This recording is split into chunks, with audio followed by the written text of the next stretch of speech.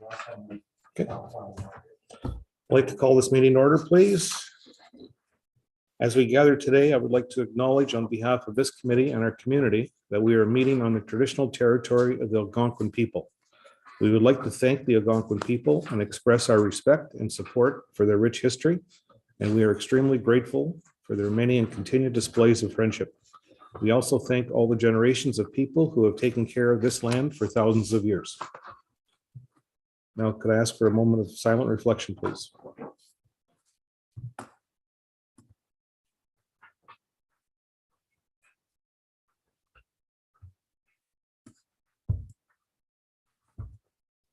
Thank you. My address is going to be very short tonight, very short. Like to thank Dean and his crew again. This seems like every 2 weeks we say thank you again for the great job on the roads for the weather event. It's becoming far too common. I'd rather not be saying that, but or have no weather. But thank you again to you and your staff. At this time, I'd like to ask Bill and Maureen to just give us a brief outline of their two conferences. I know we missed you the last meeting as you were on a schedule conference, so go right ahead. No, sir. Whoever you can share. I think I've already talked about Roma. We already talked about Roma.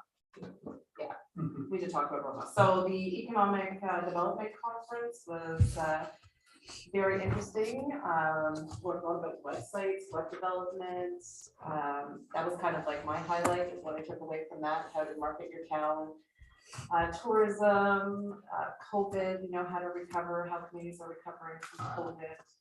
Yeah, so it was an interesting weekend. Yeah, from my perspective, it was a good conference. Whoops. From my perspective, it was a good conference, but it was much more geared towards a staff level or a practitioner level than a counselor level. So I don't think it would be a great idea for counselors to attend in the future. That said, it really gave me a sense of what I could expect and to see what else is out there in terms of what a good solid website can do and how it can be a driver of economic development and investment in the community. So that's good. And relationship building for sure, connecting with a number of different people for sure. And the vendors market was really quite intriguing, having them all pitch their website designs and whatnot to us. So Can I add one thing? yeah. I really want to get Chris on the stage of the Economic Development Conference, and it's gonna happen. It's gonna happen in our 4 years. You're gonna be on that stage or something. Chris was absolutely in his element there. Oh, yeah. I can only imagine. Imagine being with 1,000 Chris snaps. That energy. There would be much quiet time. Yeah. No, but I think it was worthwhile for you guys to go and to see firsthand and relay back to us Absolutely. your feeling, and so that's awesome. Good. Does any member of council have any pecuniary or financial interest to declare? I've seen none. I'd like to call our first delegation, please. Lyle Davis. Hey guys, good to see you again. Hey, hope everyone's doing good. So my simple request is to ask council to provide space 2 times a week for new AA meetings at the municipal building here. And I'm not sure where it could be held, possibly at the library or maybe in the basement where the large round table is for all the nights of the round table. I think Thursday would be a great day for the AA meeting, number 1, because the library is open late on Thursdays. And possibly if we started it at maybe 5 p.m. or 6 p.m. We started at 6 as an example. The library would only have to be open another hour, which I think is very reasonable. And I've been debating whether to have the next meeting maybe Saturday, Sunday, or Monday. I think the weekend is a good time because it's just more people are available to go there. And also maybe Monday would be a good time because sometimes people, they don't have the friends at home on the weekend because their friends might be busy, and so they might not have someone to go to keep away. So when the week starts, I think having a meeting maybe on Monday would also be a good idea. Because Killaloe, you know, we have a liquor store right in town here, and it's really easy to go to. And I lived in Renfrew for a while, and they have a very robust system of AA and NA, Al-Anon, and Overeaters Anonymous there. Very robust system of support. And at one point, when I was living there in 2018, I was going to 10 meetings a week. So that was very, very helpful. And I feel like if we had just a couple extra meetings here, you know, there's already one at the Friendship Club. I think it's still Wednesdays at 7. But adding a little extra buffer to our community for the struggling people here, I think would be a really reasonable and good idea. Thank you. Thank you. Does any member of council have any questions? Carl? You couldn't use the basement ladder. We don't have any disability access, no elevator, no access to the basement. So that's Good point. I think it's a good idea. My concern is about having a key holder, and so extending hours means having a key holder. Yeah. Here. We So we can lock and unlock the building. We think it's a great cause. Don't get us wrong, but there are some the legalities, liabilities as far as accessing the building, because I think Tammy's the last one to leave at 4:30, and basically it's locked. And then the only access point is at the library, and I think they're the same hours as us. They're not open at night, are they? Thursdays. On Thursdays Yeah, till 6 o'clock. till 6. So, and then once that's done, then everything is sealed shut, and then the alarms go. So to have something beyond that time would make it really difficult. But anything we can do to support your cause, to help you to find a place, we're all in. We're going to help you, because we all think it's a great cause, and it's a very worthwhile item. Yeah. Oh, Ted? How many people do you see attending these? Any idea? Well, before COVID, I know people that would drive in from Calabogie and Renfrew just to come to a Killaloe meeting, because it was the only meeting on that day. And the one in town here, I usually see anywhere from 4 to 8 people. Yeah. Have you approached either of the churches? Because I know other communities, they do have them in the basement of the churches. Okay. No, I haven't approached the churches. Yeah, I would try them, just, I don't know where we'd have the space. Okay. Especially with the downstairs. It would be great if we could utilize it, but, and there's no door for access either. The only door is the stairway. Yeah. Bill? North Street, 12 North Street is booked every day, but it's normally empty by about 7 o'clock, like normally cleared by 7 o'clock, so that if the churches don't work out, it could be a final option Okay. after that, but often it's at 7 o'clock that our cleaners go into the flow, because that's the only time it's available. Yeah. So you can come to me after you go to the churches. Okay. Sounds good. Thanks, guys. Okay. Thanks for bringing your cause. That's, Yeah. Thanks for being less than 15 minutes. You're allowed to come back.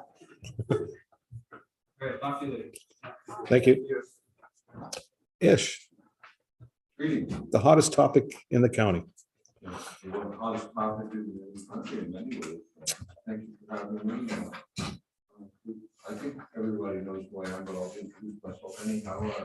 Kyle Heimer, I'm with the Affordable Housing Alliance of the Ottawa Valley. Many of you were at our founding meeting. It wasn't, we didn't found the organization then. Our first get together was last May. And then we had a town hall at the Lions again in early October. In between those times, we actually formed an organization. It's a non-incorporated organization. Really basically a coalition of people from across the county, a wide variety of perspectives and backgrounds. We have some fantastic people on the steering committee, which we formed in the summer. Brian Gallagher, the mayor of the city of Pembroke, Hill, Adam Petoskey, and Suzanne Platt of MB Township, and Barbara Kuyak of MB. Maureen and Bill are both on our steering committee. Cameron Montgomery, North Township Special Project Officer. Maria Robinson, North Township Counselor, and myself constitute the steering committee. So you can see it's a group of really decent, committed community people. We all came together out of the same, we have different backgrounds, but we came together out of the same concern. How to become, as you all know, a huge issue, not just for the unemployed, but even for a lot of employed people and a lot of employers. We can't find employees who can afford to live, to find a place they can afford to live in, even if they have a salary. So it's a big, big problem. As you know, it was a big topic of conversation at the Roma conference. It's been a big topic of conversation everywhere. It's a crisis everywhere. I distributed to you, Tammy, thank you, Tammy, this W5, which I think you all got. It talks about what affordable housing is. And there's a distinction between affordable housing and the old concept of social housing that's put out the big apartment buildings. The concept, what we're talking about is coming up with a variety of ways to house people who just can't afford to find a place to live, even if they have working or pension income. We know the problem grew over the years, especially through the pandemic, real estate prices going up, and all that.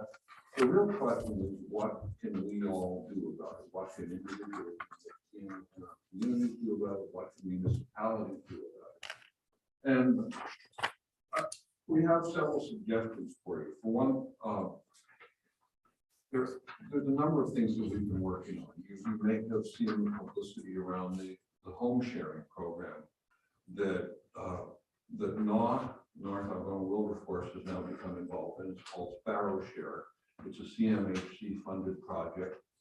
And what it does, and I think I circulated some information on it, it's about homeowners with people who are looking for places to live. It can be a very advantageous thing, especially for older folks who have homes but might need help either with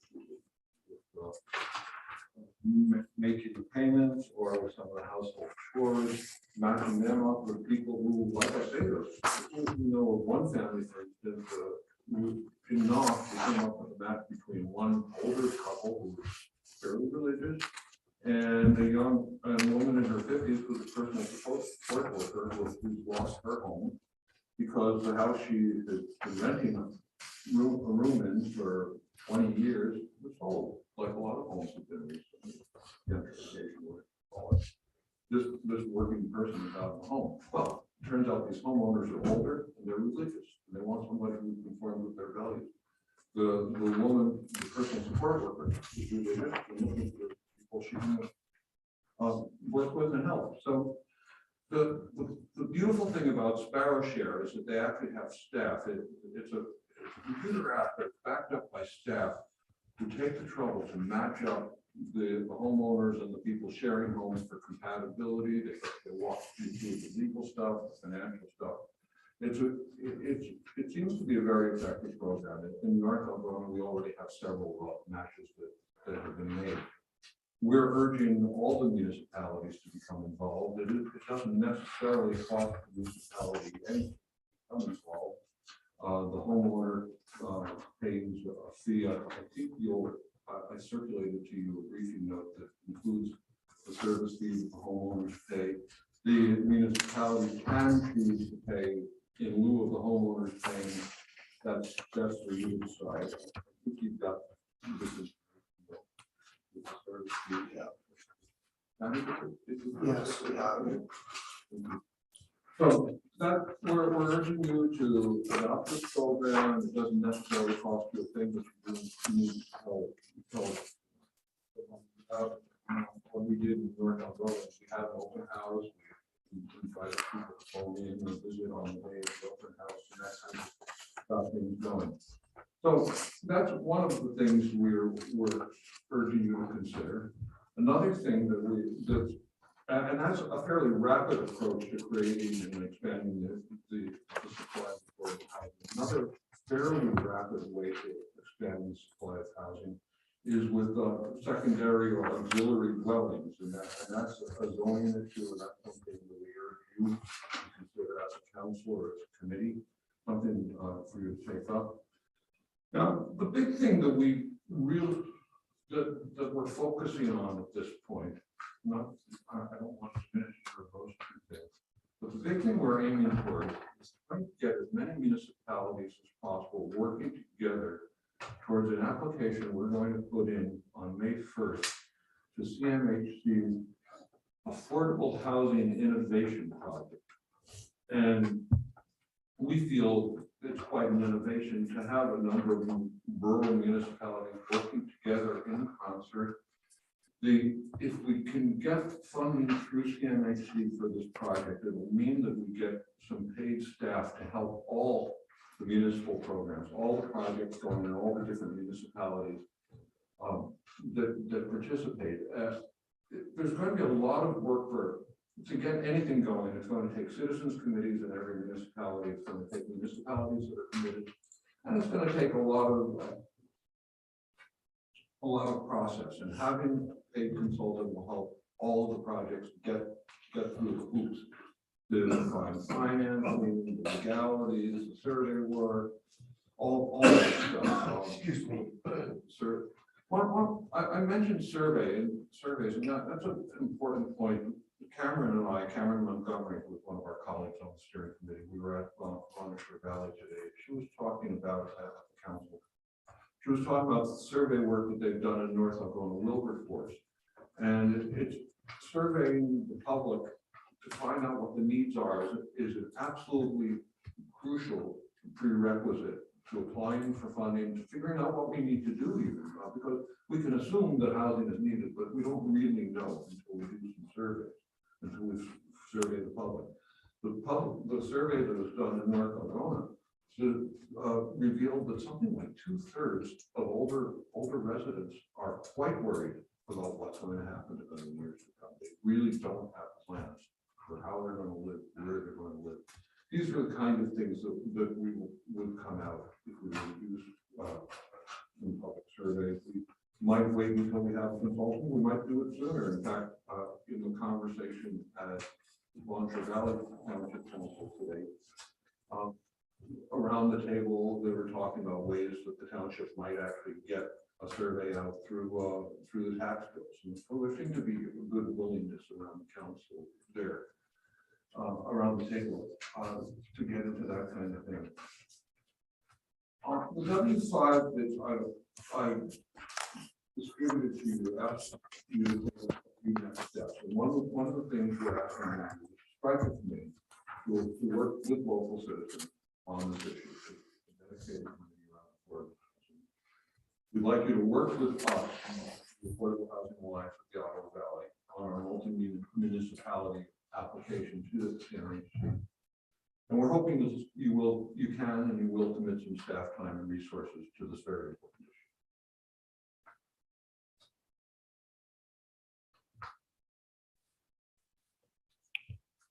Are you? Under 15 minutes?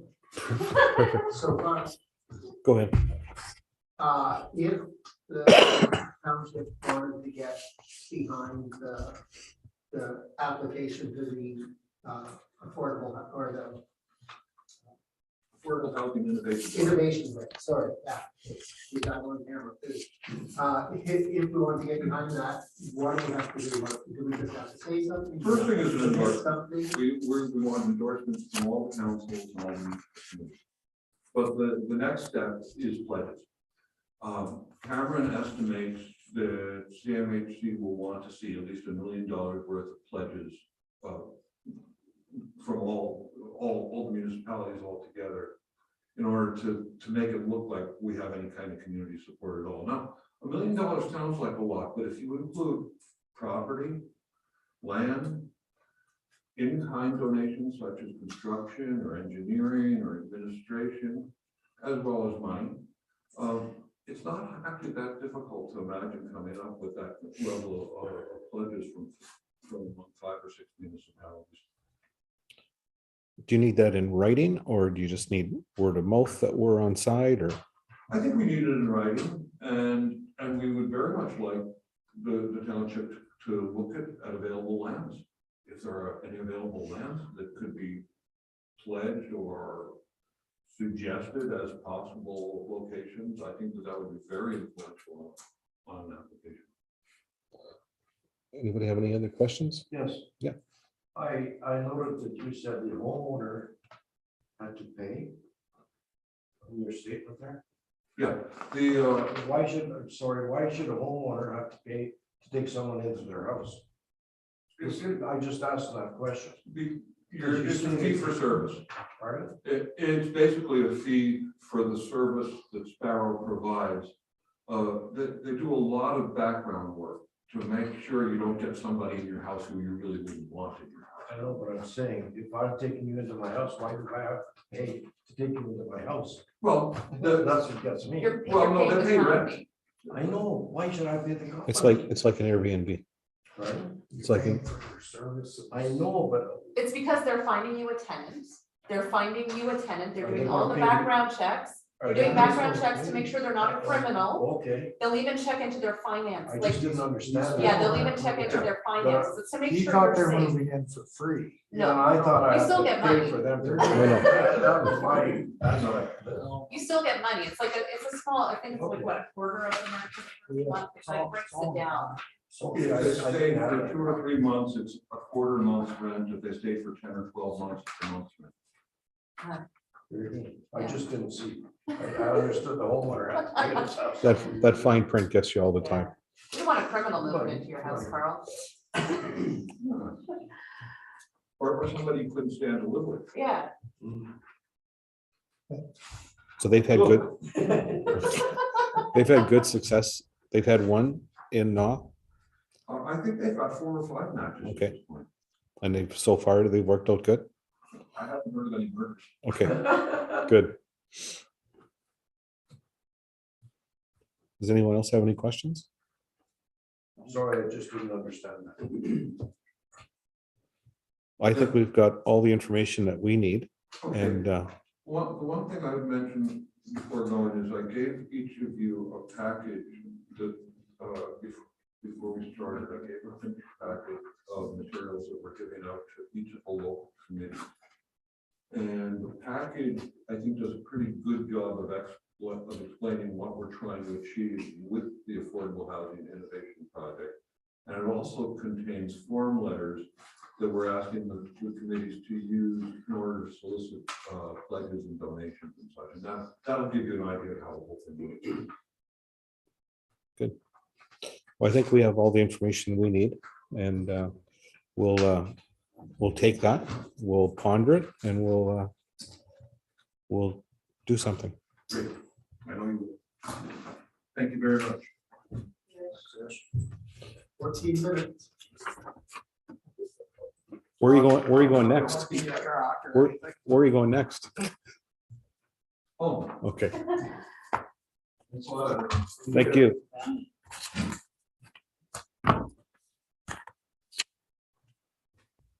Motion to approve the minutes of the regular council meeting.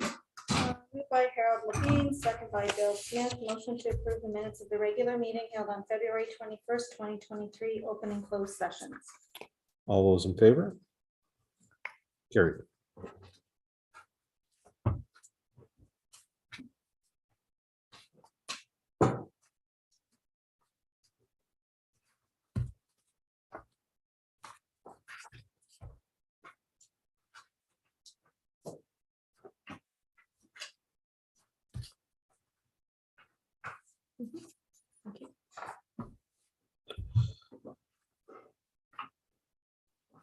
Motion to approve the minutes of the committee meeting minutes.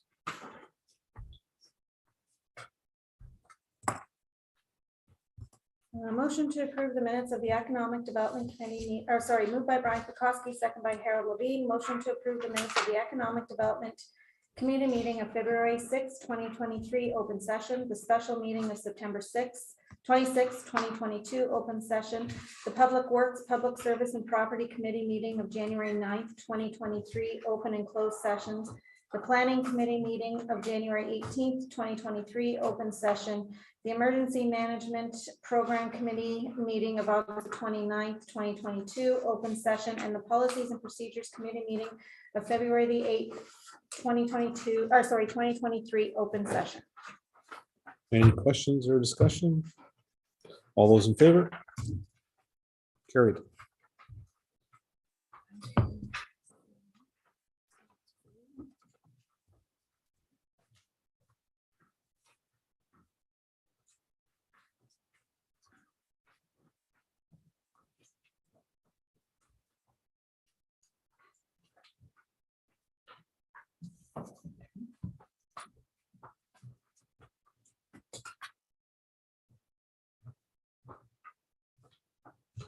We're gonna get to you, Chris. You just gotta sign some papers first. Oh, no worries. I was at the dark spot, so I'm right on. Totally no lie.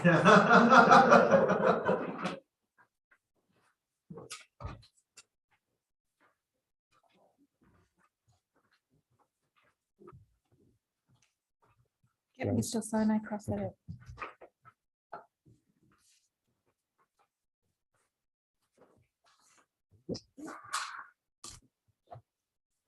Okay, Chris, community development report.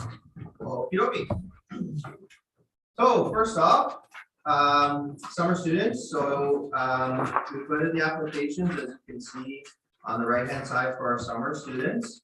We put in for all the positions listed here, community development, roads, swim instructors, tourist services, and horticultural. And the applications are open until March 10th.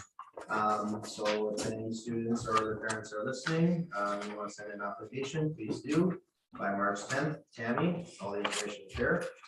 Library partnership. So the Coleman coming in is a really cool idea, and I thought bring it forward as potentially something under community development, or maybe council wants to take on, or maybe don't. So basically what it is it's an Algonquin history presentation. So as you see on the right here, this is something from Township of South Algonquin. And the little blurb here is, we are told that we are Canada's reconciliation area, and what does that mean, and how does that impact our lives and unceded. I'm not gonna read that whole thing, but anyways, basically what it is it's kind of like a history of the Algonquin peoples. You know, we talk a lot about the unceded territory and stuff, but what does that mean? I thought it was really interesting, and it was very unique to bring that up, because that's becoming more popular, and we're talking about that a lot, but I think a lot of people would be interested to know kind of the history behind the Algonquin peoples. And so what this event is it's a history, and it would be, the proposed date is April 20th.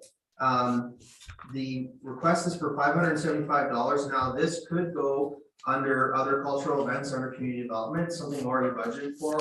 But if council wants to take it on from a separate budget, they could too.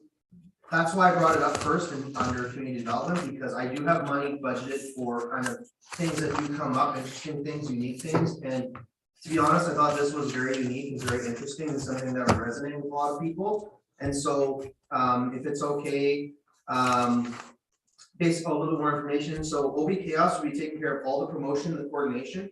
The library will provide the venue and refreshments, and all we would need to do is provide the funds. So I'm asking to either put it under community development, other cultural events, or some other funding, and that's for council's consideration. So I don't know if we go through the whole thing and then we can kind of talk about it after or whatever, but I just thought it was a really unique thing that we would bring here, and it would bring a lot of people to our area. It was really popular when they did it in South Algonquin. And so I think it's a really good historical thing. As a history person myself, I thought it'd be really interesting. So the diner demolition. So I was able to get up there with Air Force Killed Henry Richards and check out the what was going on from the sky. It was pretty cool. It was extremely cold, so it's good to know that the drone can handle all kinds of conditions. I got out as much as possible while kind of doing my other duties and stuff, but I got some really cool aerial pictures of it coming down. So you can see, starting from the left top, that's the cold. The excavator actually couldn't start because it was so cold. But eventually they got going and started to tear down the building. And as we get on to the second piece here, we see quite a bit more going down. What's really cool is you can, well, not cool, but just interesting. As you can see from this picture, the second page on the top right, just how much stuff was in there. I did try to, as you can see, there's quite a bit of difference between, you know, what's this, 6 of 8, picture 8 and picture 9. Apparently, they just touched the roof of the second one and the whole thing came down. I tried to come as much as I could, but it just happened really fast. So I apologize. I couldn't get exactly, you know, every little thing, but we got quite a bit here. I'm hoping to do a video in the future because I have got quite a bit of video. It's just, I didn't really have the time to put that all together. But I'm hoping in the next couple of weeks or in a month, I can put something together and show everyone a more unique, because I got some really cool flybys, really good stuff, but these are just still images. And obviously if you go there now, you can, I didn't take a last picture because everybody can see what it looks like. It's gone. So really interesting process. From what I could tell, very professionally done, very clean, as you can see from this picture. So I've been asked by council to record that and I did. And so if you want more pictures, I can absolutely send you some, but there will be a video coming. So I just thought I'd give a little sneak peek of what that looks like. Community event dates. So there's a separate page here. These are all the tentative dates for all of our events throughout the year. Some do have to be determined, but pretty much all of them are locked in. This is something I started doing last year. Was just giving a list of all the events so you can kind of keep that as a council to see when things are and when, you know, so you kind of plan your time around that. And so this may be updated as if things change, but pretty much for the most part, all this is locked in. There's a few to be determined, but those should be locked up in the next couple weeks, other than obviously the Tree of Peace, which is always kind of we figure that out usually in November, depending on when the library wants to do that. So that's just for your records to kind of keep track of planning your time. If you do want to come around the events and check it out. Yeah. I was looking at this hazardous waste day. Have they been booked to come? So as far as I'm aware, yes, we sent out the notices in the mail and that was the date that was on there. So I just assumed that was already locked down. Dean or Tammy, for sure, yeah. Okay, I just assumed because it was written on the thing that we're sending out, but yeah, so yes, Carl. Okay, thank you. Yeah. So, okay, moving forward then, Snowdown 2023. So this is our 4th year doing this. This is the original thing that started the rural community cooperative. So just for council this term who aren't aware of what the rural community cooperative is, this is something that I started with my then counterpart in Barry's Bay, Stephanie.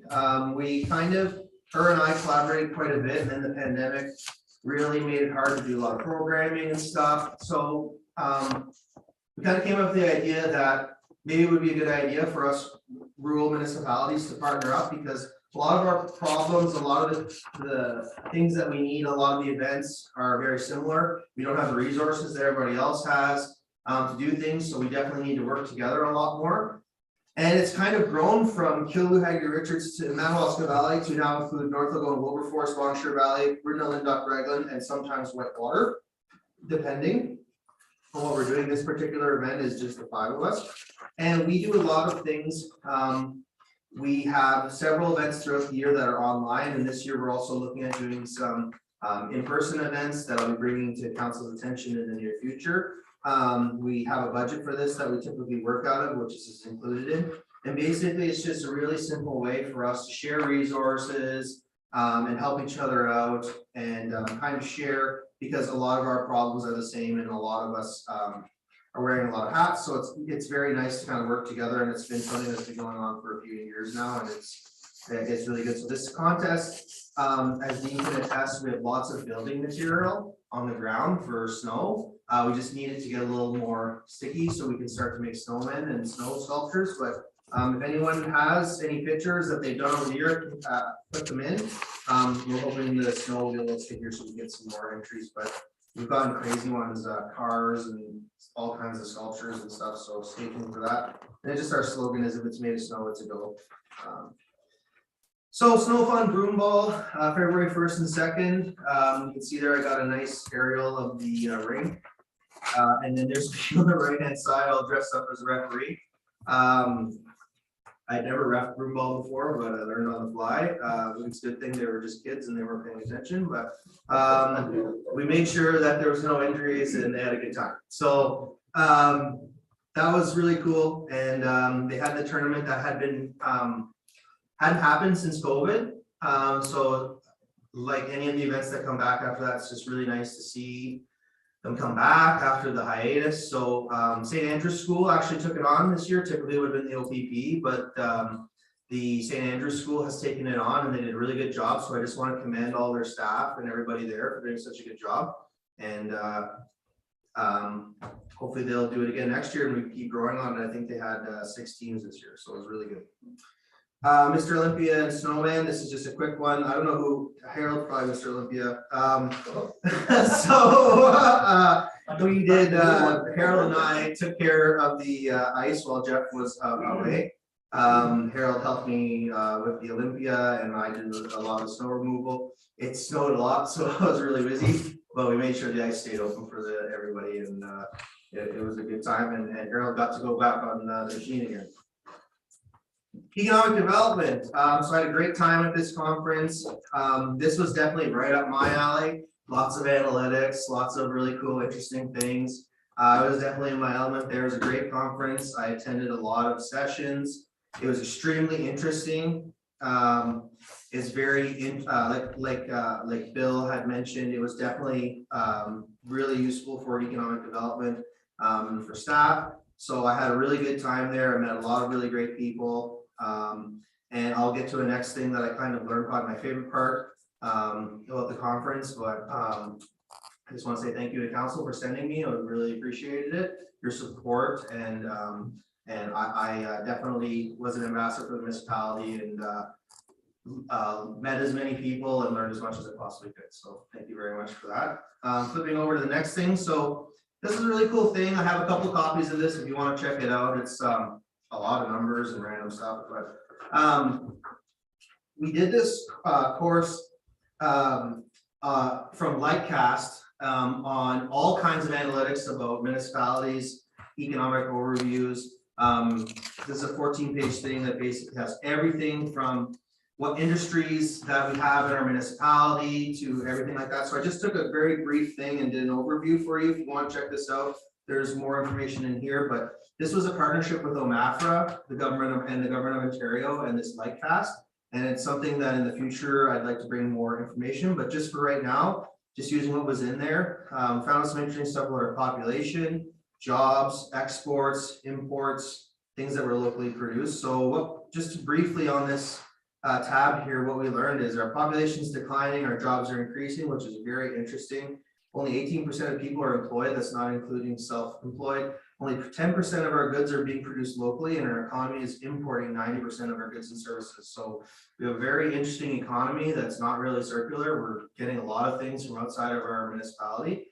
And so I'll be bringing something forward in the near future or in the future, but I just want council to see that. To me, this was really interesting to see kind of where economically we stand. And it was the fact that we only have 435 jobs and 2,410 people, to me, was very interesting. And a lot of our economy is not, a lot of money isn't staying here. So there's a lot of interesting things going on. Something I'll bring back later, but I just thought that was something to share that I had learned that I thought was really interesting about at the conference.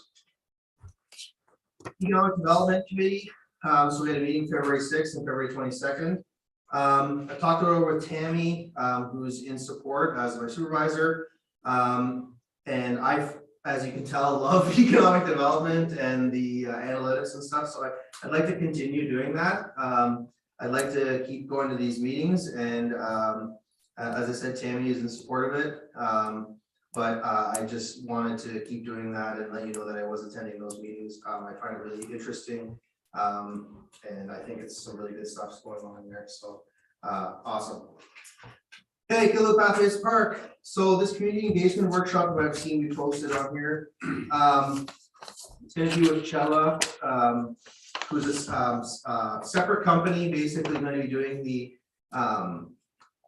community engagement. It's March 22nd, 4 to 7 p.m. at Kilo Lions Hall. I know there was questions about how does it work, and can anyone attend at any time? Yes, you're gonna get the most out of it if you attend earlier.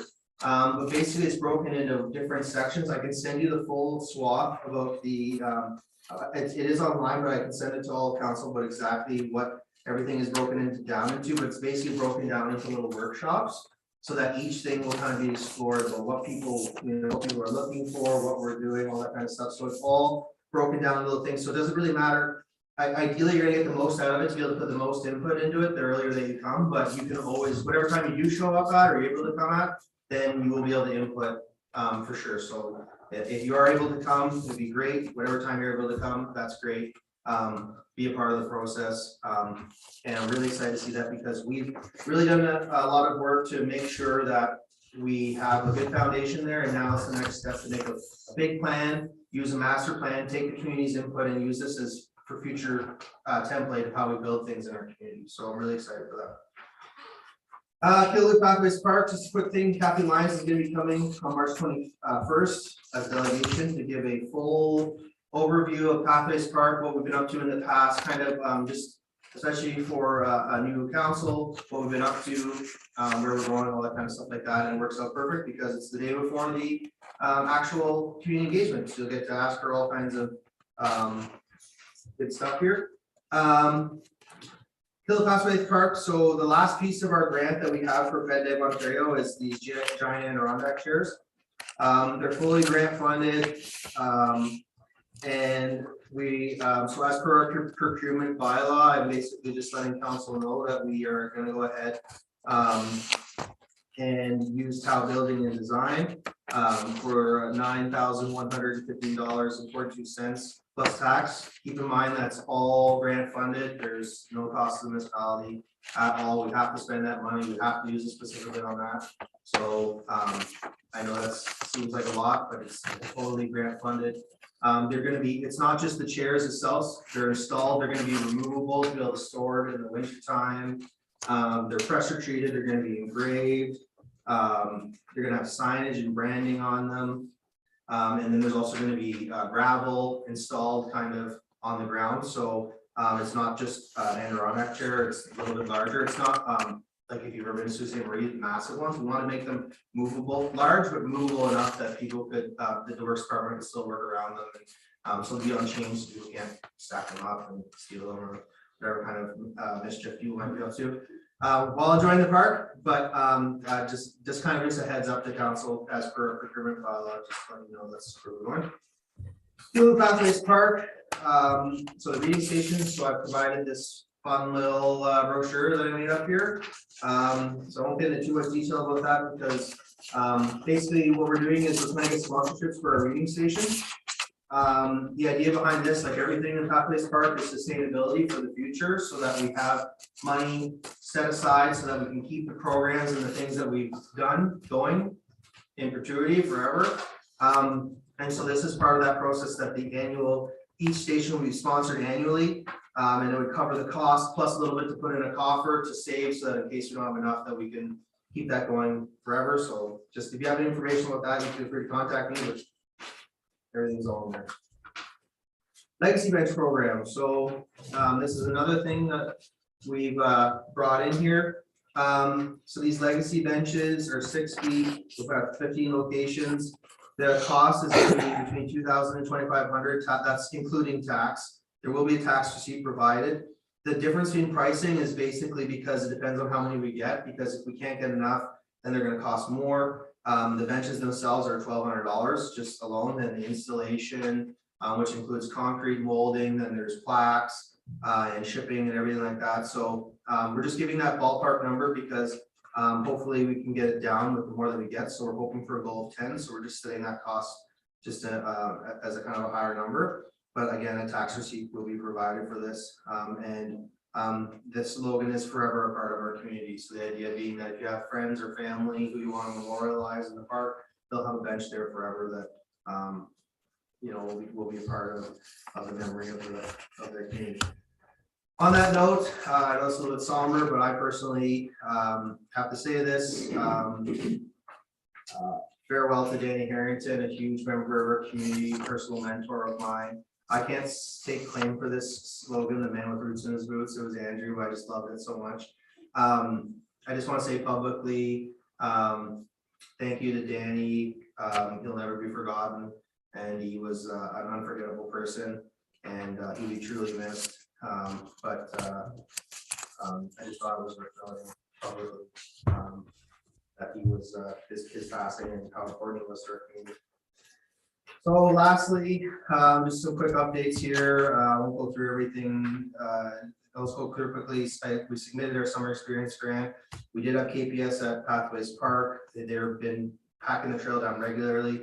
We had a Renfrew County Recreation meeting, Irish Gathering meeting. We submitted a red grant for the comprehensive zoning and the Pathways Park meeting. That is my report. Thanks, Chris. Any questions? Any questions, comments? Yep. I can add that at the KTP consultation on March 22nd, I will be serving food, dinner. Surf and turf. Surf and turf, absolutely. Feed you. You need a hand. Yes, I can cook. there we go. We'll talk about that after. Sure. Can we go over a few of the things that Chris is asking about? The first one is the library partnership. The community event Algonquin history presentation. Request of $575. Any questions or just say go ahead? Questions? Brent? I was just gonna say, I think it's a good idea, like you said, about for the history of the area with the Algonquins there, so, I think we should take that 575 from the community development, you said we had. Yep. That's just my idea, I don't know. Okay, Carl, do you have anything to say? Guys? Get a resolution prepared. Okay. Resolution is being prepared. Awesome. Thank you very much. Before it's written, can we vote? Or do you have to wait till it's We voted? have to do a move by second. Okay. Just trying to save time.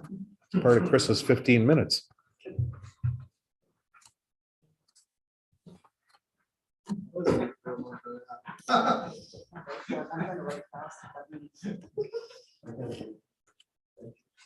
It's the cost of the bench alone is $1,200. It's a lot of money.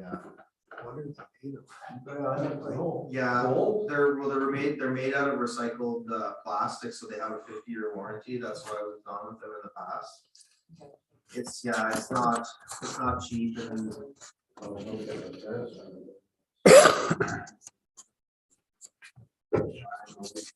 we priced it all out. It's a lot. Do it a little bit by little bit. If it doesn't work out, then we'll try a cheaper bench, but Just send it.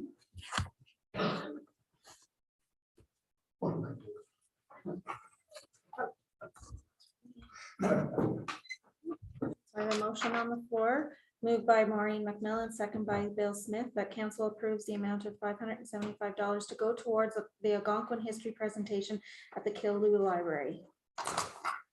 All those in favor? 6. Carried. thank you very much. The next one, the economic development, as far as the committee. We'll talk about that within the committee before that goes any farther. Pathway Park. We had asked for like an income and cost statement from you. Have you done that? I thought when we talked in my office, that was what you were looking for. I apologize. I can definitely get that for you. Yeah. Just to show that all the costs and all the incomes. Yep.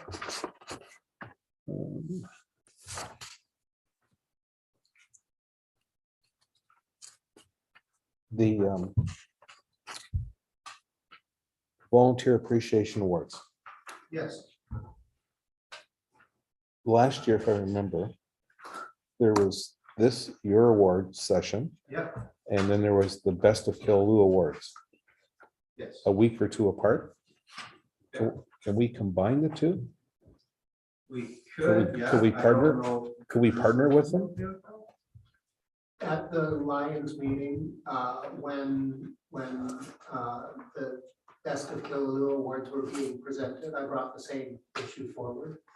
And it's my understanding that they didn't see it as a good fit. Lynn Foxtra's comments were that it wasn't, hers weren't volunteer awards.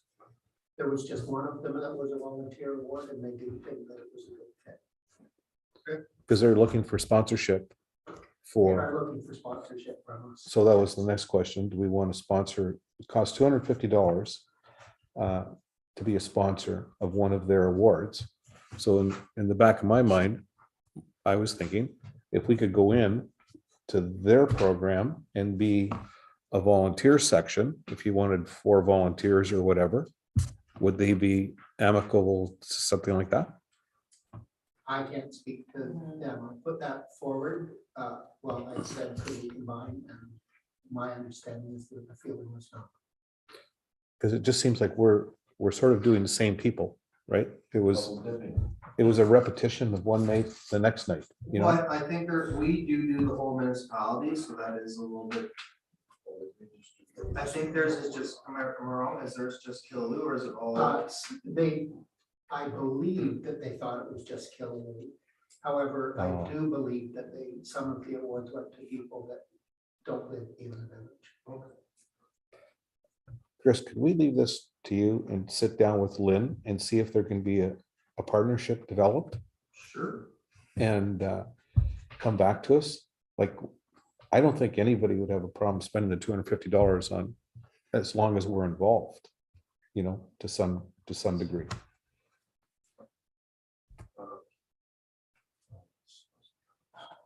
Where's So- sorry, where's the $250 go? Well, they buy trophies or something. Well, my son got a plaque last year. Yeah, I know. So there's 3 plaques per, Over. yeah. For each group that they have. I wasn't there, but it sounds to me like it was a good thing. Bill? Yeah, it was a good event. The money, it's a fundraiser for the Lions. Okay. Out of that 250 comes the plaques, and then there's a fee for running it, a small fee for putting it together. For the person that puts it together. Like, I think both are really good events, don't get me wrong. But whoever brought it up about per se just Killaloo as opposed to the township, but maybe, and ours brings in the whole township, but maybe we can work together. And for you and Lynn to sit down and chat.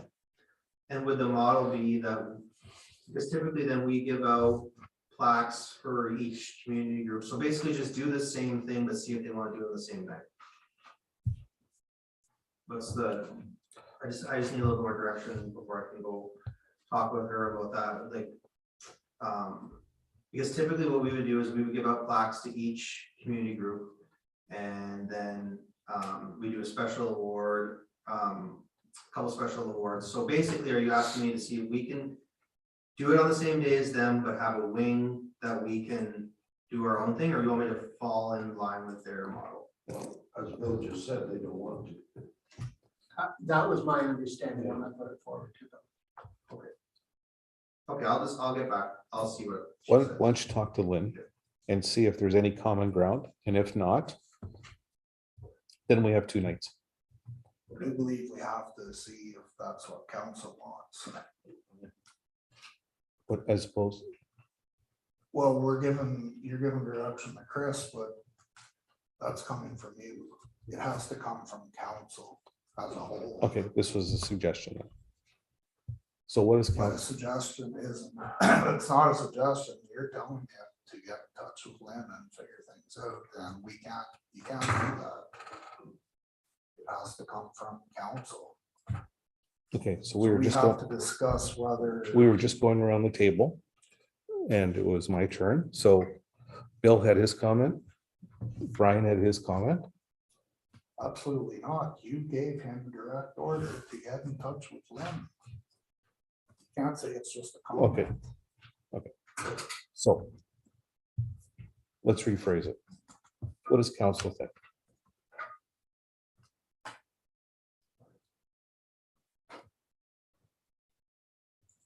I'm not sure. I think Chris may have to talk to him. I think our, when we did it before. I like that idea, and I think we should say.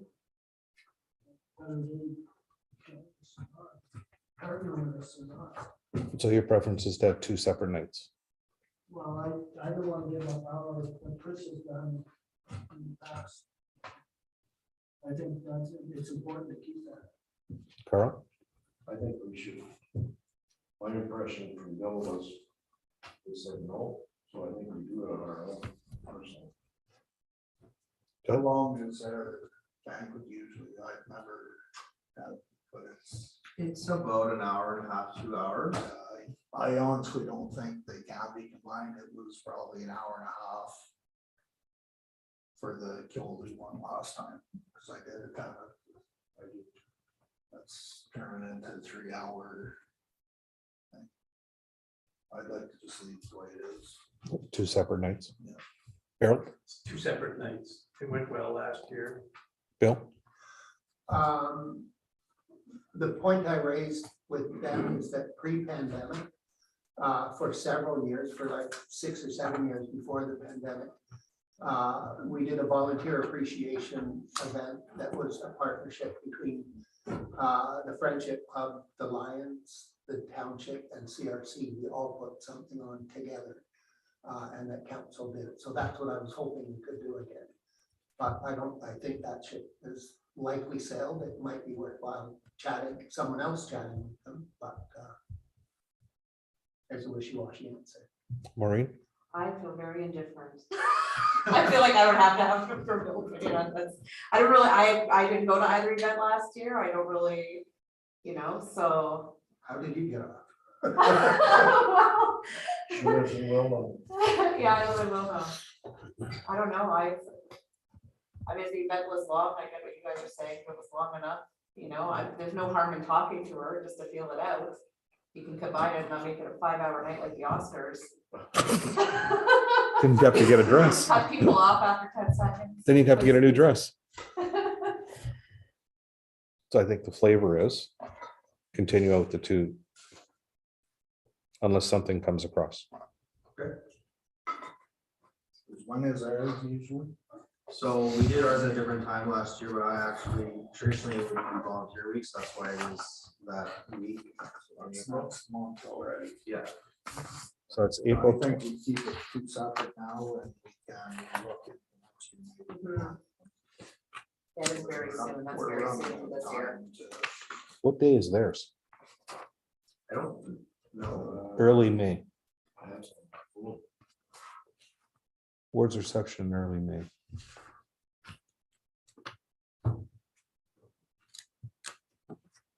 Okay, so direction. 2 separate nights this year. Question, council? Do you want to spend the donate $250 to be a sponsor for We're still talking about the report. Yeah. Can we still talk about this report? okay, Before we jump in? was I jumping? Yes.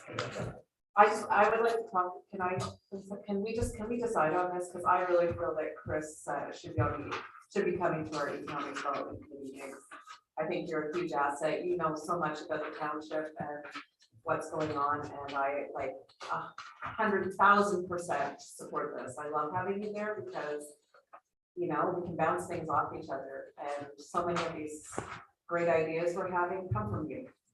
So I think you're such a huge asset, and I would really love to have you there, and I think we can talk about that here. Not at the economic development meeting. Can we make a decision about whether you can come? Council?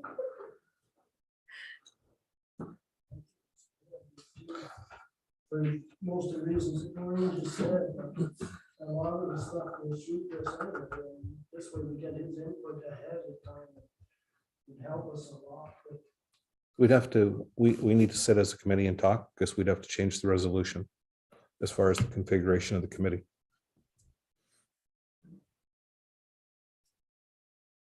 For staff to attend. Staff. No, staff's for not them to on the attend. committee. Right, right now they're not on the committee. And no, He's but not Yeah, on but any he's- committee, he's a staff. to be member. attending as isn't on staff. any committee. No, I understand that. But their staff is always asked to come. And then Like take for example, Harold's, some days he'll ask Dean to come to the meeting. Other days he won't be there. So he's not part of the committee. So he's asked to attend. Tammy comes every. But She's he's not- not a committee member, he's a staff member. And we say Chris should attend as a staff member to the Economic Development Committee meetings. That's all we have to do. And vote on Do it. we have to change that? We don't need a That's resolution there. No, but we have a resolution of what the committee consists of. I know, it does, But 3 staff is. members, but not staff. It doesn't matter what we do, that will not change that because it's only council members on the. So the resolution is only for council and who's in that committee. Okay. So I'm a little Polish. Got to repeat that. Square heads. Okay. So carry on. Bill? No, You can stop laughing, don't be there and bring that up. So carry on. Inappropriate things on my phone. Maureen, do you want to, Maureen, do you want to carry on? Oh, no, I just wanted to get Bill's opinion on whether, like, Yeah, we'll invite you to every meeting. yeah. Well, we won't invite you if we don't need you for one. That sounds like a reasonable. But I think if you want to come, you should come. Okay. Yeah. I think any discussion of economic development. He's our guy, like, discussing that. Blowing up the dam until we, well, Chris has to say, welcome fun downtown. Okay, so that's okay then? We don't, that's just in the minutes, right? Exactly. Okay, One license. okay, let's move on. You're okay with that, Maureen? Oh, yeah, yeah, thank you. Okay.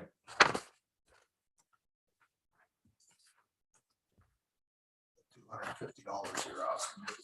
Oh, can I bring that in now? Okay, so I thought I would have tied that in with Chris's, but so there was a request from the Best of Killaloe Award sponsorship confirmation in regards to spending $250 to be a sponsor.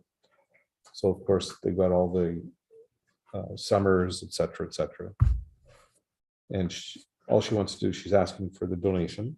And as Bill said, it covers the plaque and what else, Bill? The plaques, there's a little bit of a fee for the person who's coordinating it, and then the remainder is a donation for.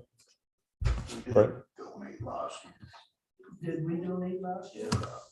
Cause I believe so. yeah, we did, cause I went to represent the township. Yeah. Because you gave out an award, right? An award. Yeah. The second question is, so the $250, is that to one specific award? No. Yes, it is. Yes, Oh. but there's three awards per category, so that's for three.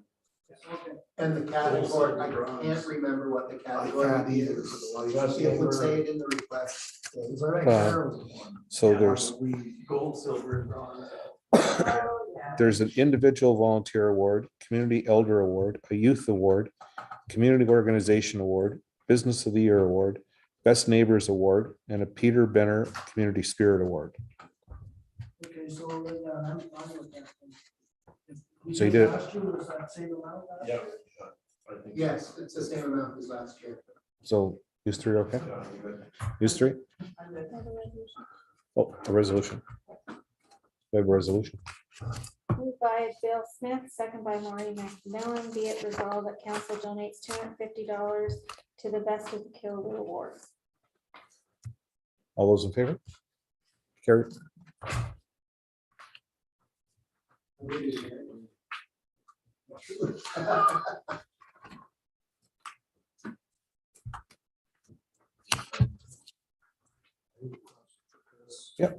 Uh, Would, like, you think every year going to that conference would be beneficial to for you to go? For me, yes, I definitely learned a lot. especially the analytical stuff, the more that we get into using data and understanding how data helps us learn and learn technology.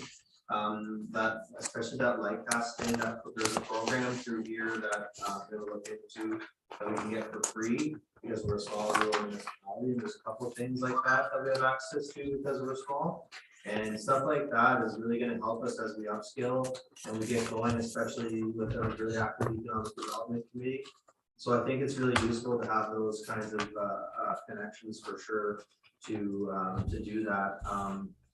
I definitely learned a lot, especially on the analytics side, and it's good for me too because it goes towards my certification for my economic development certification by going to those conferences. So for me personally, it's really useful, especially in lieu this year that I didn't get to do the schooling because it got canceled. So for me, it was really educational.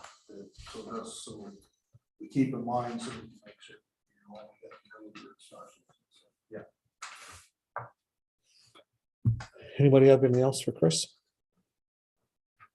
Go Chair for the Leafs. Thanks. Did council want me to stay for a camera or anything, or am I good to go?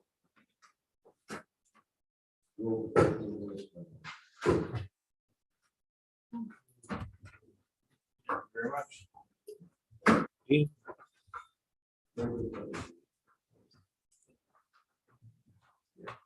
Okay, so we've been busy with snow removal, weekend, snow, continuing to move snow and pushing back banks as well.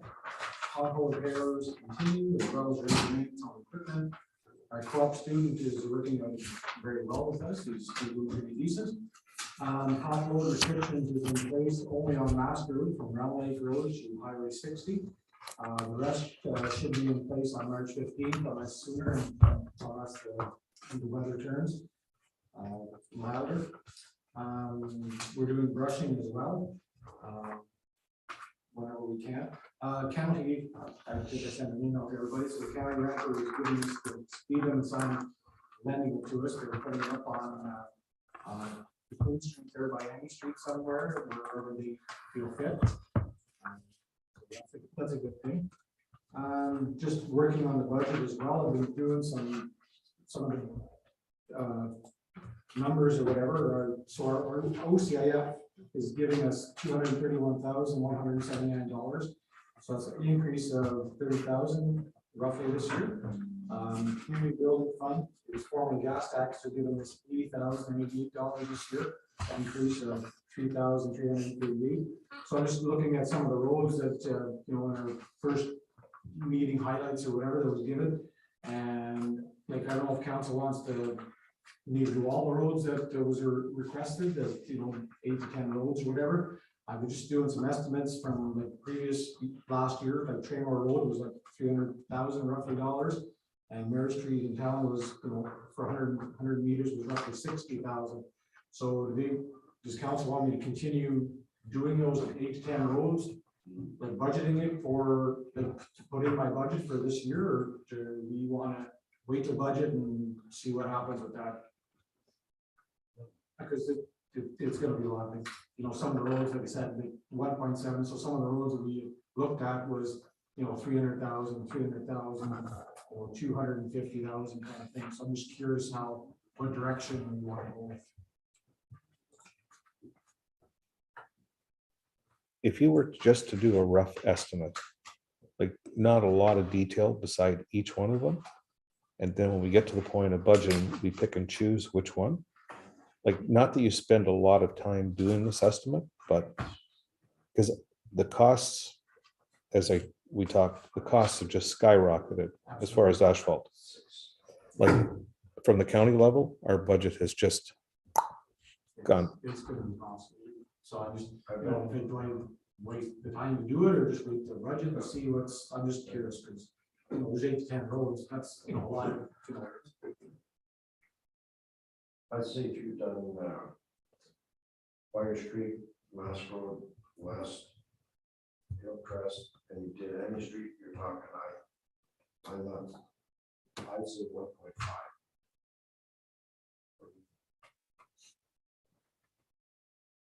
Pretty close.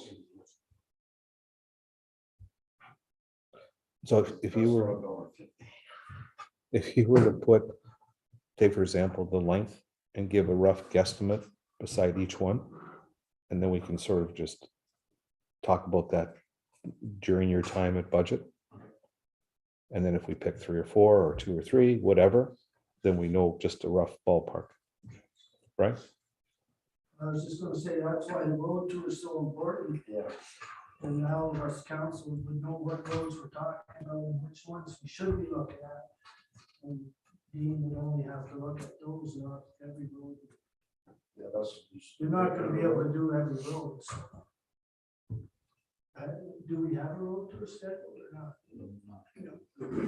The meeting you were at, basically the feeling was not to have it.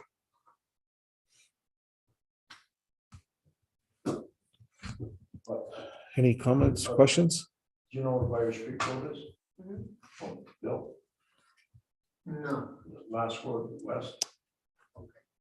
Hillcrest. Oh, yeah. Oh, no, Chris. Oh, you know where it is, sir. Sorry. Harold, do you have any questions? Go ahead, Bill. No, you go ahead. I think that what you're asking them to do with all these extra 10, 15 roads, if we get 4 of them done, we're gonna be out of money to start with. Why waste all that time in all the rest? But we know we're not gonna be able to do them. Well, my suggestion is just the 4 I just mentioned, come back. Well, the price of those. Yeah. Price of those 4 is gonna be what, like Carol said, probably 1.5. I would never easily, if not more. Bill? My question was just, is it a reasonable task to ask you to do a ballpark estimate for those? Like, is that the case of you looking at it and saying, oh yeah, that's 300? I could, but I'd like to do it accurate. I'm more thorough. Yeah, Uh-huh. exactly. So like if there's 10 or 12 or 8 to 10 roads or whatever, I think No, to sit we down and don't- do it accurate. we don't need that. We can't use that roads anyway. Maureen? I have a question. How did you, so you have a list of 10 roads, how did these roads come about? Because I saw a list with like 3 or 4, like I know Hillcrest was on there. Where did all these roads come? So what would be, where did they come from, and what in your opinion would be like the top few that you think we should get done? I think it was basically brought up, these roads were brought up at our first budget meeting with the road, with the road committee.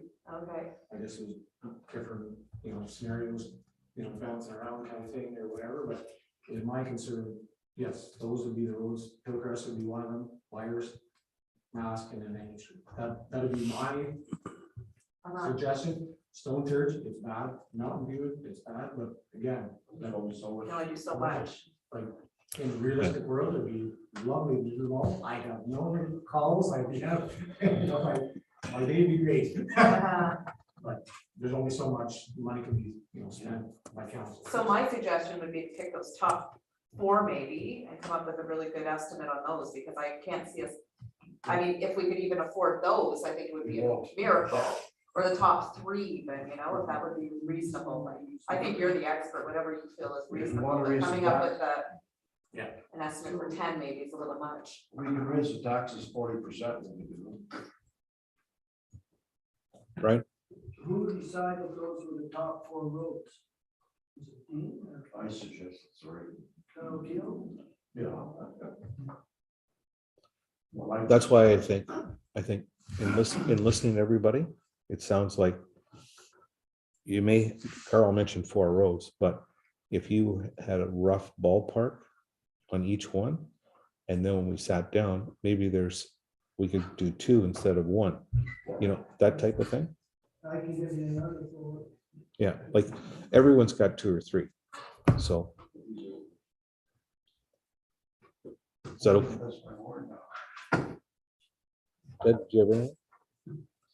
Well, to me, it seems like a waste of time to do more than 2 or 3 roads. We discussed this in a roads meeting, that's where those 4 roads came up. At that committee level, which is the way it's supposed to be.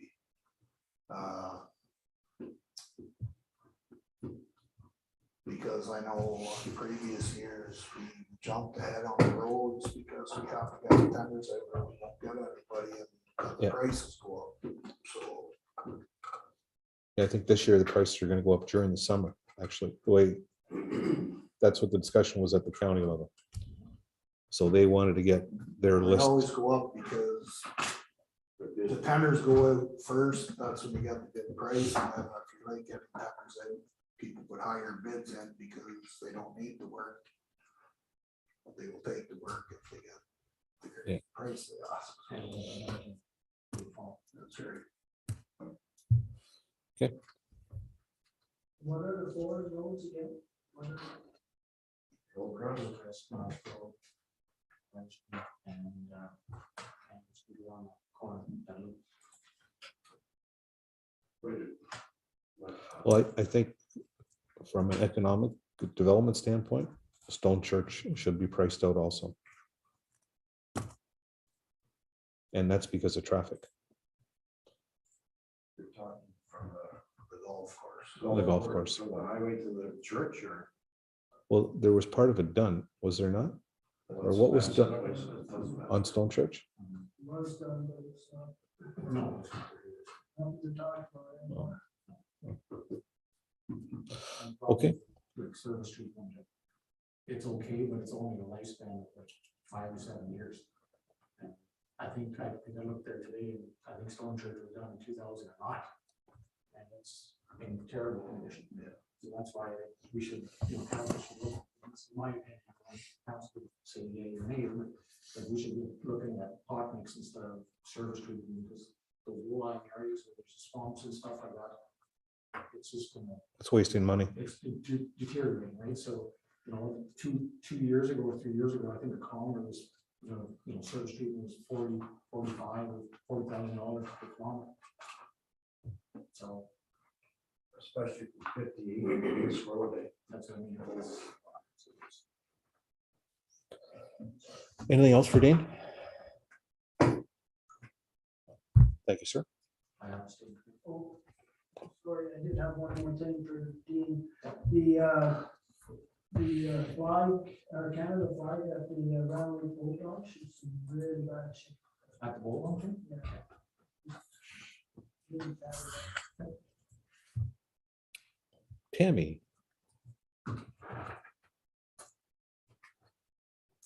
Okay, so at the previous meeting, I provided council with the Community Safety and Wellbeing Plan and the Killaroo Drinking Water Annual Report for review.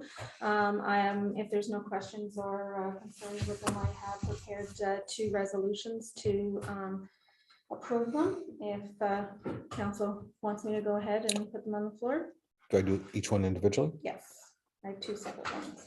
The first one, The first one I have is moved by Bill Smith, second by Carl Keel. Motion that council for the Township of Killaroo, Hagerty, and Richards hereby approves and adopts the Community Safety Wellbeing Plan 2022.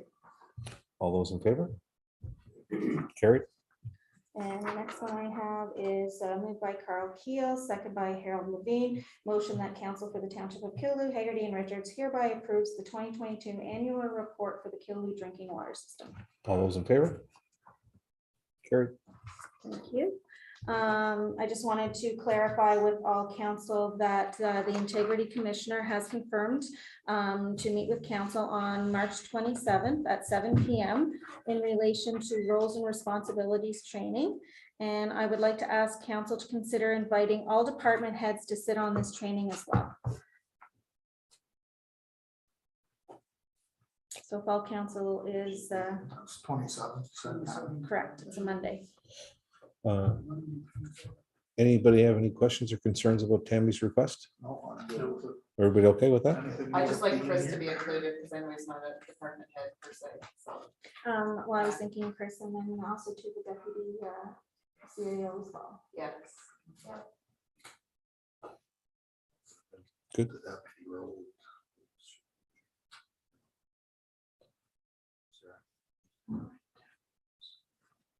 Just because he is in charge of being not here, That'd be a good idea. Probably hurt. probably wouldn't hurt, just, So Danny, you'll take care of that one? Absolutely. Okay, thank you. And the last thing I have in opened is We received an early renewal option from DataFix that allows continued access to voter view through the next election scheduled for 2026. The early renewal option would save the municipality about $750 in an activation fee for 2026. The program costs is around $6,000, and they're offering an option of amortizing it for over the 4-year period.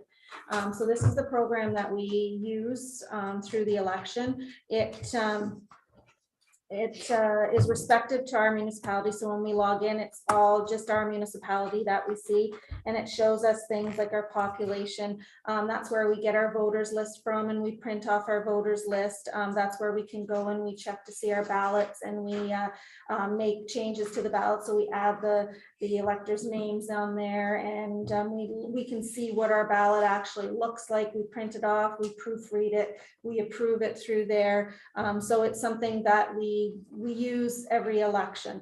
And it's also linked to our scanner. So when the declaration forms come in, we scan the declaration forms, and it keeps a count on within that program.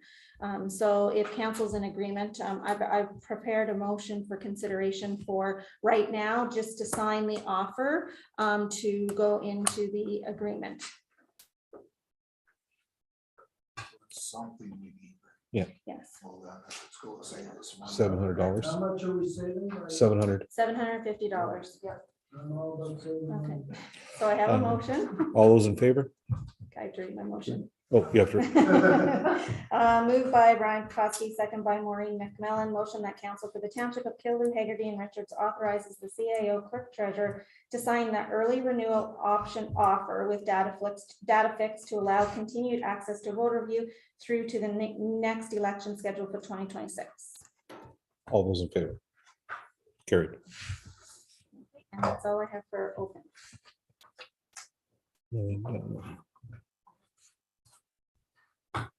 Sorry? Sure. May we do that? Okay, so I circulated to the councilors who aren't members of the Economic Development Committee, the letter and the business survey, and we just wanted to get approval to go ahead and be able to start sending this out to businesses. Probably at our next meeting, we'll come up with like a final list of businesses. I've been putting them together for around Lake and Wilno, and we just wanted you to see it because we signed it from council. It's just a way to reach out to our businesses, let them know we love them, we appreciate all the work they do, and maybe gain some insights for grants, or that sort of stuff. So yeah. Yeah, if you have any questions or anything, Tom? You're good? Okay. Brian, you okay? Okay, okay, thank you. You have a blessing. Okay, thank you. So you were in committee reports, so you're okay? Yeah, I'm good. Thank Okay. you. So we're on committee reports now? No, I have to do correspondence. Correspondence.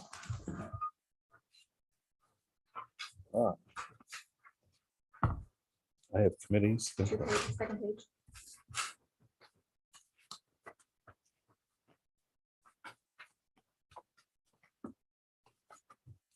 Okay. Correspondence, and there's a lot of it.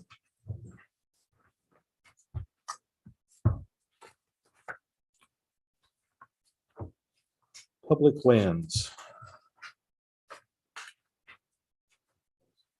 So I'll just read the title out. If anybody has, I know everyone's read through all these, so if anybody has any questions or comments, please yell it out. City of Port Colborne, support town of Petrolia.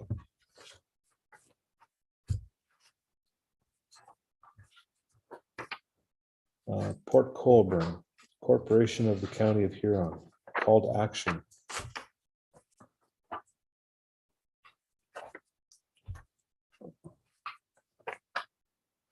Regional Municipality of Niagara.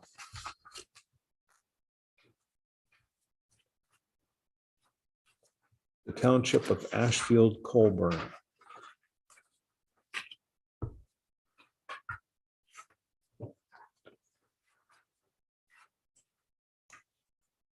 resolution of support for the town of Petrolia.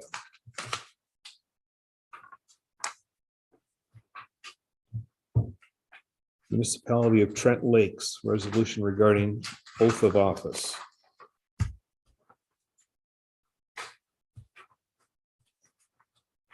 County of Renfrew recognizes Ontario Trillium Foundation funding for the upgrades on the KMP Recreation Trail.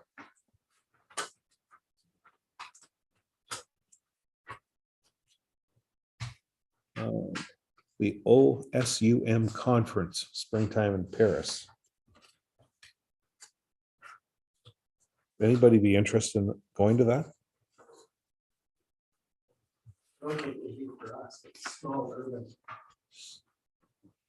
Rural. That's very stereo. Thanks for that clarification. The Canada's Rural and Remote Broadband Community Easter Conference and Trade Show. We don't have broadband here. The municipality of Moonbeam.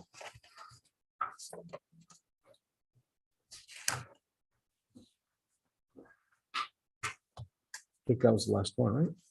We missed the township of Perth. Township of Perth. That's why that one's in my hand. Okay.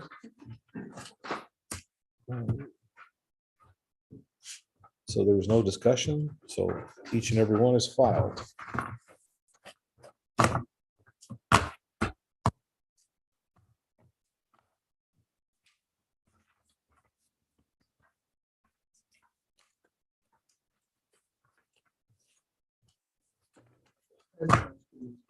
Yes, sir. At the last meeting, I suggested that perhaps the correspondence could be added to the website with the agenda. Was that considered and or followed up? Or remembered? Okay, you're getting your answer. We'll put that on the list. Can we Is look that at? something council wants? Do they want it attached to the website? Right now, I don't know where I would put it, especially when it becomes big like this. I mean.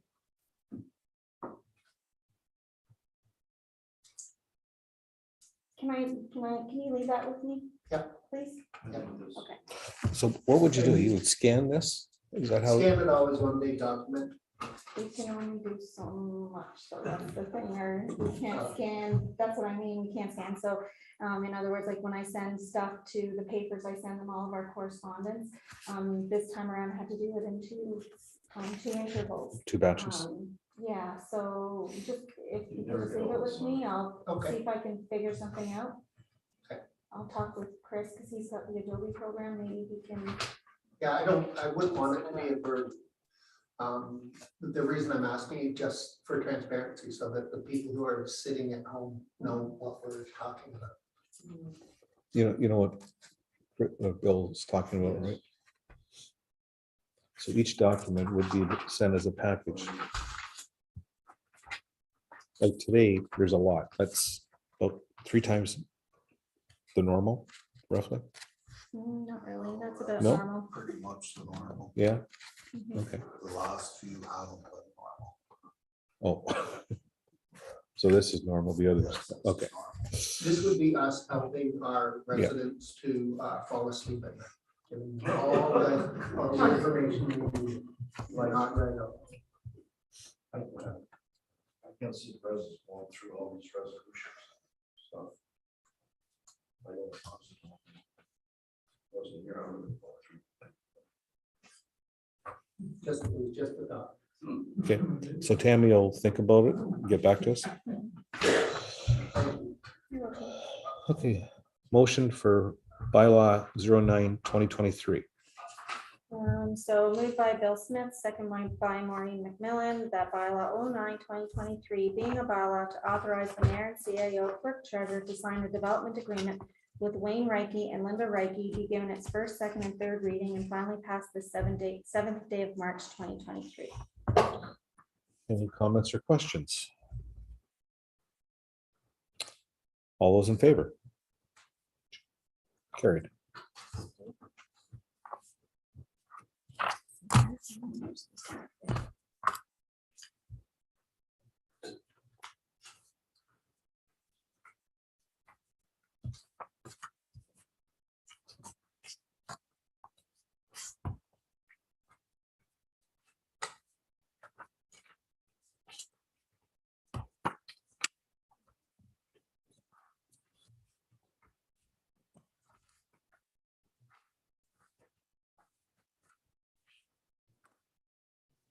Okay, is there any unfinished business?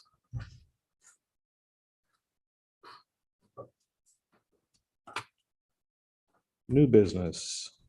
Question. This YouTube, now that we're doing all the council meetings, those are live, right? So the committee meetings, everyone's had a chance to do 1 or 2 or 3 committee meetings. What's your feeling as far as broadcasting the committee meetings now? Like everyone's had experience doing it. How's your comfort level? Is that the right phrase, your comfort level? Does anybody have a preference? Do we? Bill? For me, it's not about comfort level. I question why we would do it in that no decisions are made in committee. Decisions are always made here. And in committee, we tend to talk about lots of different options. So, yeah, that's my comment. Okay. Like, I don't mind doing it, but it's not giving the public any solid information. So they would be sort of guessing also, I guess you could say, like they might only hear part of it and come back with a different interpretation. Because there's not a decision actually being made. Harold? Yeah, it's just exactly, they'll be saying, maybe talking about 5 different things, 5 decisions. Which one are they gonna choose? What are they gonna say? I don't think it should be. And now if you talk about Hillcrest and oh, you're doing my road. Yeah. Maureen? I just worry about it really clogging up our YouTube, and also, like, people are also welcome to come here. For the committee for the meetings. committee meetings Yeah. if it's something that we- And they're well publicized. And they're well publicized, so, yeah. Brian? Yeah, I feel the same as Maureen, that they can come, especially if they have something that they want to be a delegation, that they, it's better for them to come in and then say, get the whole thing. That might miss part of it, I don't understand, talking, Bill, I think mentioned, we're talking about 2 or 3 different ideas on the same subject. And we're choosing between one of them. Carl? Yeah, I agree. With Bill Leonard, all right. Yeah, no need to.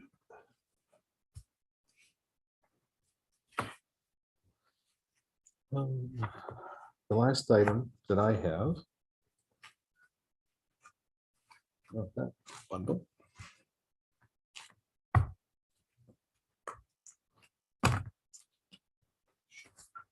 So. Not sure if this should have been under new business or unfinished business, but I want to bring up Queen Street again. So as Dean mentioned earlier, we did get permission. The county is going to put up that flashing speed. And of course, Carl has volunteered to put it on his property. I'm only kidding about that part, but so the county's going to put it in. And so does everyone know what that is? That's a flashing that shows the speed. So that's a good step. The negative to it is that we have no control how long it's going to be there for. So it could be 3 weeks, could be a month, could be 5 weeks. It's the county's discretion. And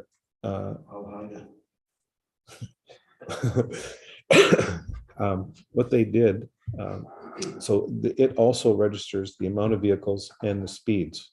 So it's all encompassing type of thing. I want to bring up the bollards again. So Lee Perkins did issue me a price per bollard. It's 100. Just let me finish, Brian. Okay. So the price is $165.50 each plus HST. The county pays 50% of that. And what I was thinking hopefully with council, would be to go from AJ's to the hardware store, which I think would cover 4 to 6 of those bollards. And then whatever would be extra, say if we got 10 of them, there'd be 4 extra in case of damage.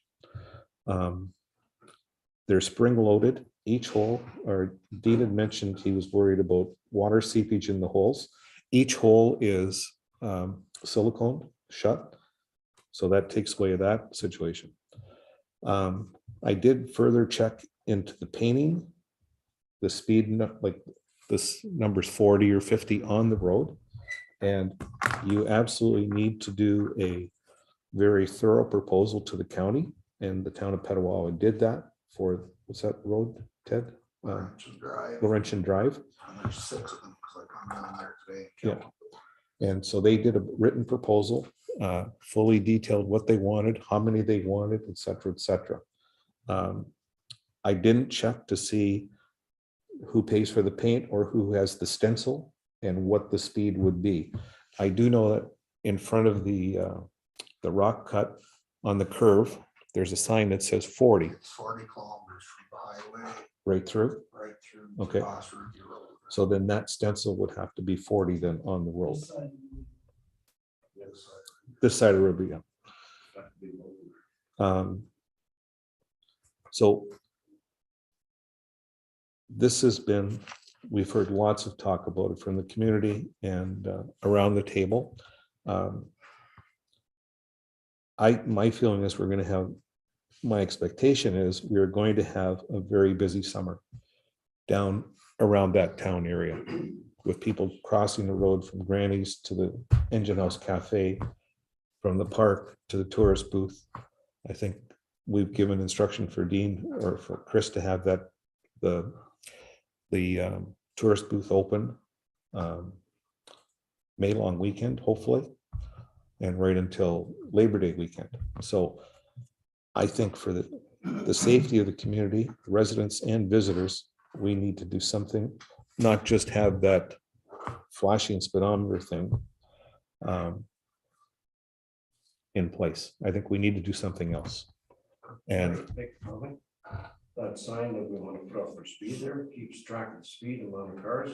Yeah. Maybe with all our $500,000 via the OPP a year, they give them some incentive to do some check speeding on that street once in a while. Well, it still keeps track of speed in the cars with the percentage of cars that are speeding, which are 100%. the county's going to keep that data, and they will issue a report at the conclusion of their time. I think that's usually the way it works, doesn't it, Dean? Yes. Brian? Yeah, I just want to read you something here from the minutes we passed earlier tonight from last meeting. Mayor Mayville last council. If Public Works, Dean Holly could investigate the cost of bollards and provide council with an estimate. Council discussed and decided not to follow through with this request. Instead, they asked the county to be contacted inquiring about erecting the speed sign. So why are we discussing this again? Because now we're bringing We it, discussed, we've made our decision, and now we're wasting everyone's time. wasting our time. So is it going to take someone to get seriously How hurt? many times are we going to keep going over it? Is it going to take until we get someone hurt or killed on that road? How many have been killed or hurt on it so far? None to this point. So, I mean, we made a decision, are we gonna bring it up every meeting and keep discussing it? For the safety of the community, I'm going to keep fighting this. So, having said that, we're going to do a recorded vote on doing one of them or none of them. So, we'd like a recorded vote. Start down there, Harold.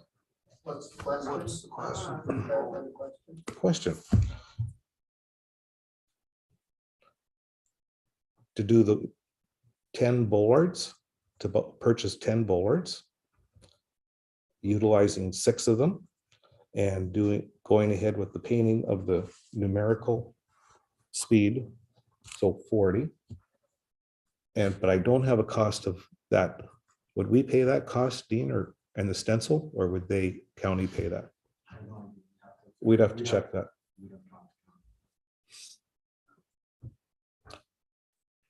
So we could do either one of them or both of them, but, so that's the question. Well, we can't. We can't do a recorded vote, that's more of a question, a vote. We have to determine which one we want to do, if we want to do any, and then have a vote. Okay, let's do that. So who would like to do the bollards? Let's put that on the floor first. I'm 100% against it. Okay, Carl? No. Brian? No. Okay, who would like to do the paint? I would like to do the paint, Carl? but I still think the county should be responsible. I do the paint, not Brian? No. Maureen? I have no problem with paint. I'm good with the paint. I don't want to do it. I'm not a good painter. I think county probably has stencils. I would assume that, More than but I don't want to assume it. I'm just saying, I said probably. So is the question, we're gonna paint on the county road? we have some Yeah. information. There has to be, Or do you not allow us? between Tammy and Dean, they'll come up with a letter requesting the proposal to go ahead with the painting. So, what do I need for that now? Resolution? Resolution. You sat in the right chair, right? Yeah. Can I ask Dean the question? By all means. What do you think of the paint idea? Like, as the road superintendent, is it a reasonable thing? I don't know. Speed bumps like the best. My personal opinion is better than lawyers. Really, I don't think paint's gonna do a heck of a lot. It's just more maintaining for municipality, but that's up to council. You know, just from driving on the Wretched Drive, they're very noticeable. Paint. Ted, how far in advance did they start the paint? They didn't start it in the dance, it's all the way through the road. Ah, You probably drive. I'd say you drive from here to the fresh part before you hit the first markings on the road. so there's no advance. It's just, Signs like every other road, 40 Yeah. kilometers, well, there it's 50 kilometers an hour, but. okay, Is that a municipal road, Ted, or? county, it's county road. County road? But in your opinion, And who put it on, county or? That I don't We're know, it's a county road, so. I'm assuming the county, but we'll find out. county won't, No, it's gonna be the municipality. But they should have a stencil for you. Ostensibly, Worth it. then again, we have to maintain it. We have to look at that Okay. for sure. The color of the yellow. to white. Yeah. So do that, yeah.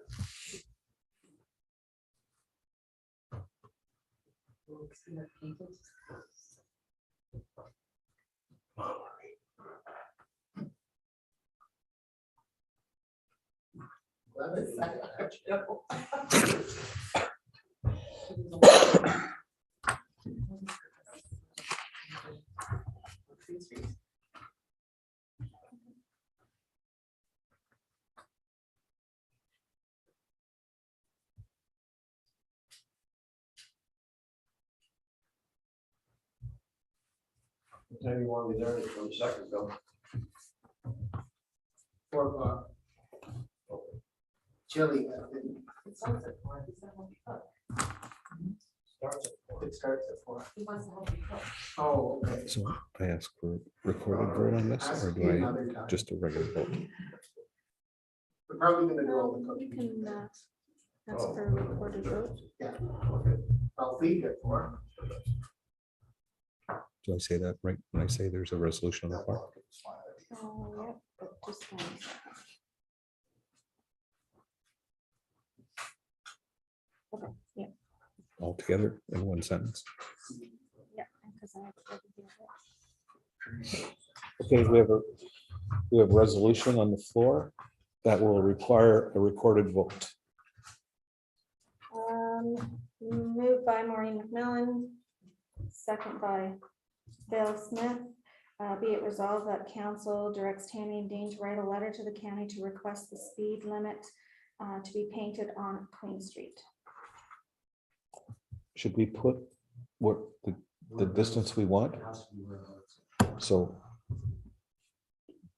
do you think you should start at your street Oh, no, sir. For now, further out? yeah, like, start up by where, Not as far as Ruby Road, but no, but as you're coming into town, before you come down that little knoll before Carol's, that's where people, we'll start picking up yeah. How do I write that? It'll know my. by the knoll. No, but that doesn't have, that wouldn't have to be a resolution, that is what we'll work out after, if we can make a deal. I'd say start at Annie Street, or just. For a paper, put it as Annie Street. just Till- for- But I don't think it has to be in the resolution. Oh. We wouldn't need that because all you're doing is giving Dean and I direction to write a letter to the county to That's right. request that the speed limit be painted on Queen Street. And So then there'll be a follow-up. To be determined. Are we requesting for them, for the county to pay it on, or for us? No. Well, that's That's gonna the be all request. part of the negotiations. To be determined. so council is directing Dean and I to write a letter to the county to request the speed limit be painted on Queen Street. So So we're gonna write a letter and ask what the process is to be able to go through to get that speed limit to be painted on. Because I don't have a problem with the county painting it on their road if they want to. But my problem is with us painting it on the county. So I just wanted to make that clear.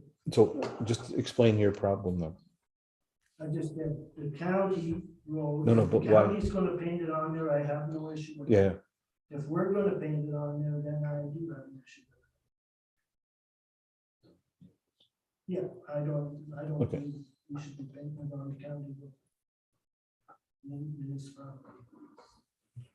okay, in the resolution, should I put in up to a limit of $500? We should. no, because No, we don't that's not know the it. process yet. We're going to see. Okay, maybe so that's after They the might fact. not allow it, they'll have a whole process that has to be followed, whether they Okay. pay for it. Or we pay for it. So we can't put everything together. They have restrictions. Yeah. So like, they might say, you might only, I know your council's talking, saying, maybe put 4, 5, 6, 8, whatever. They might say, no, you can only put 2, you can only put 1. Yeah. Here's where we're gonna put it. This is what their road is gonna put, this is their jurisdiction. Uh, So once the letter is sent to the county. Yeah. We'll find out, we'll come back to the council. And anybody wants to read the restrictions, I got them all here. I'm sure you've got them too. Okay, so moved by Maureen McMillan, second by Bill Smith, be it resolved that council directs Tammy and Dean to write a letter to the county to request the speed limit be painted on Queen Street. And then you call each one for the recorded vote. So recorded vote, so no, you call, now that Oh, I I took the call? motion, you ask. Okay. everybody what Harold? their vote is. Oh, yes, for the paint. Brian? I'm voting yes to write the letter. Ted? Let's have it.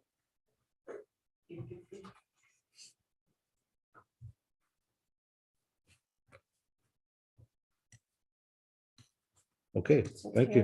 carried. Carried. Oh, yeah, sorry.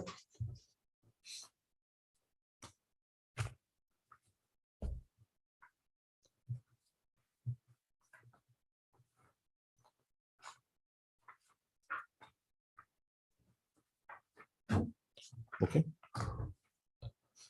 Motion to enter into committee of the whole.